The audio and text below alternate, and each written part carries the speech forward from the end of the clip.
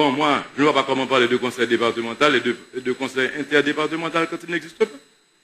Là, il n'y a pas de droit pour fonctionner. Là, il n'y a pas efficace, il y a une efficience dans le système. C'est pour ça que je vous ai dit que les collectivités territoriales n'existent pas. Maintenant, si on veut parler de collectivités territoriales, elles doivent d'abord exister, il faut nous guider fonctionner, il faut nous encadrer, il faut nous assister. Et puis maintenant, on va parler de deux grands points d'abord.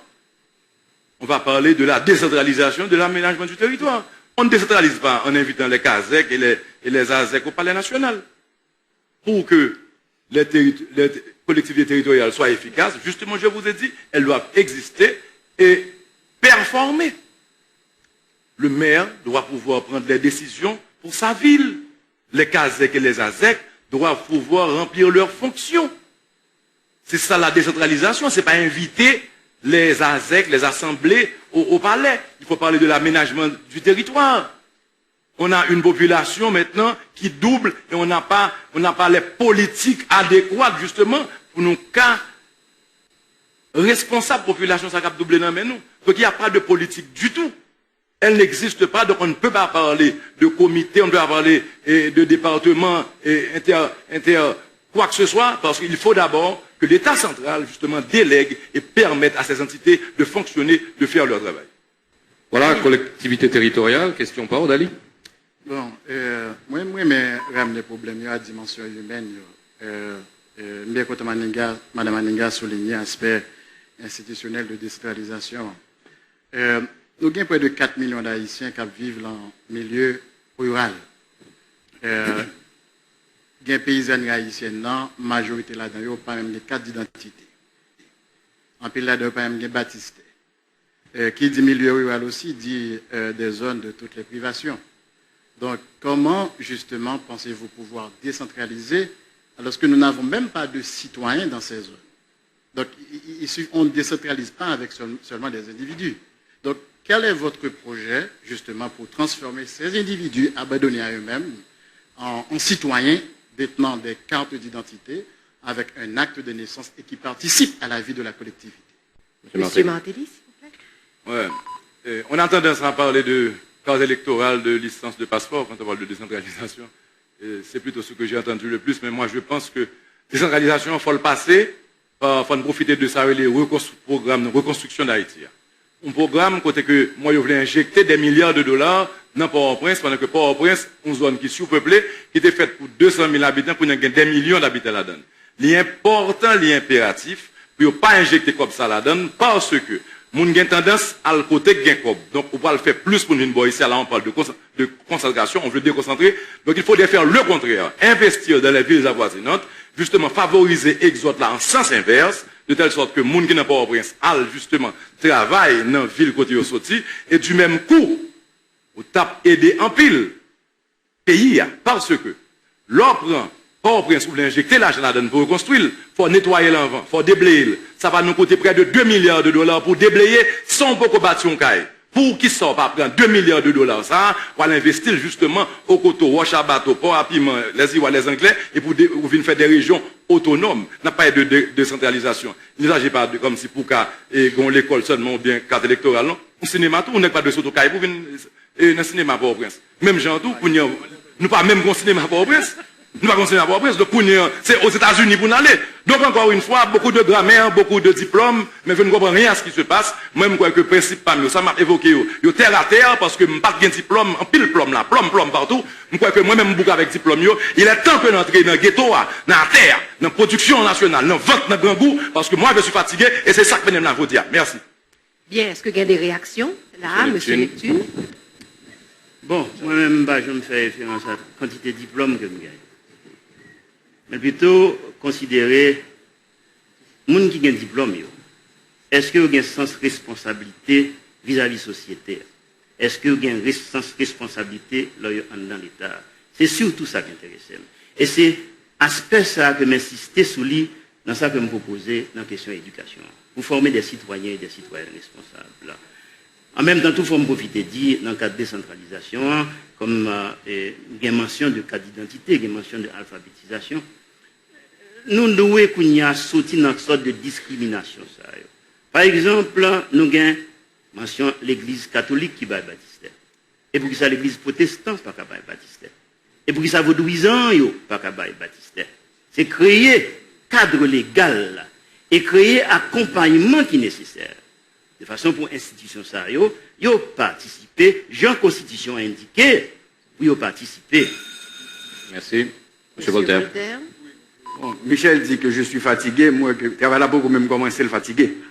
Mais je pense que au besoin là un leadership éclairé, compétent, qui gagne connaissance parce que l'État que Haïti a besoin pile connaissance pour que on résoudre question ça. Et au besoin réaller en pile monde, au besoin réaller haïtien qui vivent ici, au besoin réaller professionnels qui vivent à l'étranger, au besoin réaller ONG, au besoin réaller organisation communautaire, au besoin d'aller tout le monde parce que le danger que nous y est là, nous ne pouvons pas sortir là-dedans si nous comprenons nous capables de faire pour compte. Madame Maniga. Monsieur Martelly. Rapidement, Monsieur Voltaire, vous avez mal interprété ma fatigue. Vous attendez nous. Mais même plutôt à le marcher avec moi sous un courage. Moi fatigué de parler de compétences, leurs compétences bon nous échec ça que nous vivons là, je veux dire. Le arrivé pour nous parler de gens honnêtes. De gens qui ont du courage, de gens qui remet Haïti, de gens qui ont volonté, de gens qui n'ont pas peur, de gens qui font sens de leadership, de gens qui pas leur dire font combat, ils ont mené combat. C'est ça que je me fatigue. Je ne suis pas fatigué travail, je suis fatigué de nous. Fatigué de nous qui mettez moins dans ce là, qui fait que petitement leur besoin d'étudier, ils sont obligés de voyager, petitement leur besoin dans le cinéma, il faut voyager. Je suis fatigué de ça. Je ne suis pas fatigué travail. D'ailleurs, je pense que si on a parlé de courage, de jeunesse, nous ferait passer nous toutes. Puis marrer pour nous travailler, nous tendons nous tout à faire campagne, dans les voitures blindées, je marche à longueur de journée, comptez sur mon courage, je vous invite à travailler avec moi, si vous avez le courage. Bien, voilà. Alors, c'est comme ça que nous avons clôturé pour le troisième thème que nous avons abordé sous collectivité territoriale. Nous voyons que c'est des sujets qui vraiment très sensibles et des sujets qui est sollicité en pile intervention, en pile initiative. Nous pourrons passer tout à l'heure à questions publiques là, parce que nous avons un public qui pose des questions, il y a une sélection qui pourra le faire et nous pourrons voir qui questions qui sélectionner. On a rappelé que question ça est choisi en fonction de pertinence, Elisabeth. Oui. Et surtout, il n'y a pas tenu compte de questions qui étaient entrées dans la vie privée candidat. Oui. Alors, première question, nous pourrons l'inviter candidat, attendez le bien, c'est concernant le séisme 12 janvier. Côté que vous fait une évaluation sous ampleur des dégâts et sous besoin en ressources financières qui est nécessaire. Alors, comment candidat pensez vous pourrez joindre ressources nécessaires à reconstruction, mais concrètement? Justement, je me dit, saisi que moi, je ne comprends pas une réponse, je me donne là, parce que ma question, c'est des côtés, nous allons joindre l'argent, c'est ça? Oui, comment nous allons mobiliser les ressources? Voilà, mais je m'attends des réponses là. Concrètement. Je m'attends des réponses là. Dans les deux mondes parler, je m'attends des réponses là. Moi, je dis que premièrement, je mettais international en confiance pour nous rester la bail l'argent. Parce que tu as commencé à débourser et qu'on n'a pas débourser encore par manque de confiance. Nous allons inspirer aux confiance. Nous allons mettre un système de transparence. Nous allons proposer une coopération. Nous allons commencer à nettoyer le pays sans aide. Nous allons les populations. Nous allons dire, venez aider. Nous n'avons pas l'argent pour nous construire, mais nous allons nettoyer. Nous allons montrer que nous venons pour nous travailler. Nous allons mettre à l'aise pour justement, des confiance dans moi, puis mettez fonds à eux là. Parce que vraiment, nous n'avons pas les fonds. Et c'est ça que deux prédécesseurs, qu'elle ne t'a pas dit, nous n'avons pas les fonds. Mais nous devons les mettre en confiance, inspirer aux confiance, puis au cas, venir, et nous-mêmes, on travaille pour nous faire avec nous, pour justement nous mettre en confiance. Merci. Merci. Alors, deuxième question publique, M. Roulia, c'est moment. Comment nous comptez restructurer l'administration pension civile qui obligeait les gens qui travaillent dans l'État finir vie dans la misère? Donc, c'est sur la pension civile des employés de l'État. Comment on va le restructurer? Bien, M. Martelly, une réponse à ça? Certainement pas un expert dans le domaine. Je fait carrément une réplique, par exemple, de système qui existait dans l'autre pays. Par exemple, aux États-Unis, on travaille, chaque mois, ils retirent un cob, enfin, chaque fois touché, ils retirent un cob sur le fonds de pension. Et du même couteau, pour nous former la population, pour nous suggérer, pour faire des économies. Parce que du travail, il faut faire économie. Oui, des fois, le dû, mais nous allons inciter et employeurs, justement, nous allons inciter l'État à travailler de concert et pour mettre des plans sur place, justement, pour encadrer la population, atteindre un certain âge et que le pape travaille encore. Moi, pas un plan ça moi-même, mais c'est certain qu'il y a des experts qui pourront venir et remettre ça en question. Tout comme sur la question de l'environnement, je dirais carrément qu'aucun doit faire la réplique de ce qui a été fait chez nos voisins, puisque dans le passé, un passé proche, il y a une couverture minimale, voilà que ça marche chez eux. Venez pas la réponse, mais je vous l'apporterai. Merci. On a passé à la troisième question publique. Et lui demander dans combien de temps et surtout qui moyens nous pensons que nous pourrons utiliser pour nous régler le problème sans abri 12 janvier, surtout tout le monde qui est sous place publique dans la capitale là. Ok, voilà, dernière réponse Mantelli, à la question publique, c'est... Monsieur Mantelli qui va le porter le pour nous. Oui, je dirais que pour 200 millions de dollars, justement, tout cas qui était marqué en jaune, il y a renforcé, pour un coût de 200 millions de dollars, et il y a abrité 850 000 personnes.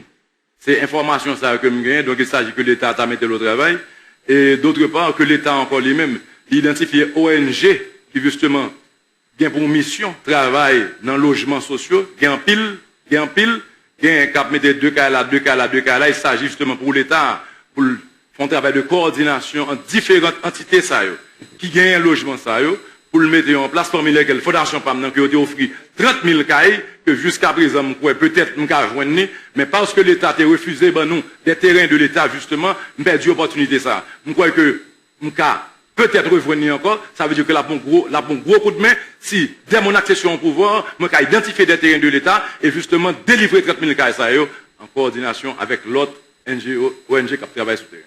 Merci. Bien, alors, nous édifier sous réponse candidat sous 3 questions publiques là, posées, des questions tout à fait d'actualité, et nous réellement arriver à fin émission, c'est le moment de conclure.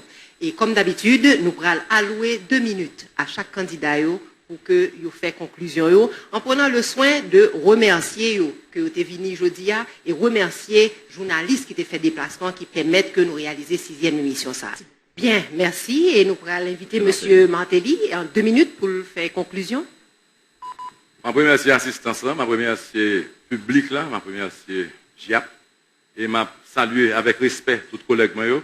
Et je profite de remercier tout, puisque tout est pratiquement joué un rôle dans le passé. Et je remercie pour l'effort que vous avez fait, qui malheureusement pas bien passé.